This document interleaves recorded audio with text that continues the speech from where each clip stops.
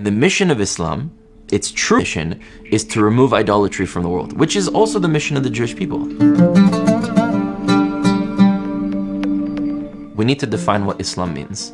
Islam means the submission to Allah, the submission to a higher power. Islam doesn't actually, in its literal definition, mean that you need to follow the Prophet Muhammad or the Quran. That's what we understand today, culturally referencing converting to Islam. But Islam literally means the submission to Allah, to a higher power, which is why in the Quran, all the Jews that were following Hashem are considered Muslim.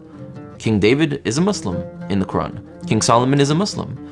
Abraham, Yitzhak, Yaakov, the 12 tribes, they were all Muslim. Why are they Muslim if they were not following Muhammad in the Quran? Why was Moses a Muslim if he's not following Muhammad in the Quran? Because a Muslim in the Quran means someone who submits to Allah.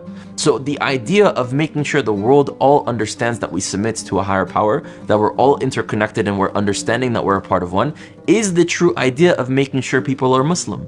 Now, in my opinion, Moshe was brought as the prophet of the Jewish people. We got the Torah to guide us. And Muhammad was brought to the Arabs in order to guide them with the Quran. And we have different ways of being able to relate with the world because we are different peoples and we were given different prophets to fit the needs of the people. And the idea that we need to push everyone to go to this particular prophet and to this particular book is not what I think truly spreading Islam to the world is supposed to be.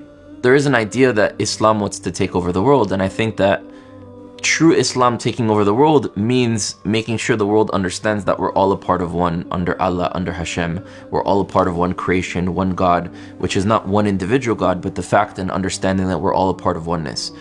That is the mission of the children of Ibrahim, of the children of Abraham, to bring oneness to this world, to get rid of idolatry, to get rid of something disconnecting us from that higher power. There should be no middle preventing us from connecting to Hashem, connecting to Allah. And the mission of Islam, its true mission, is to remove idolatry from the world, which is also the mission of the Jewish people. Some people have misinterpreted and politicized Islam by saying the way to do that is to convert everyone to following Muhammad. And that's not true.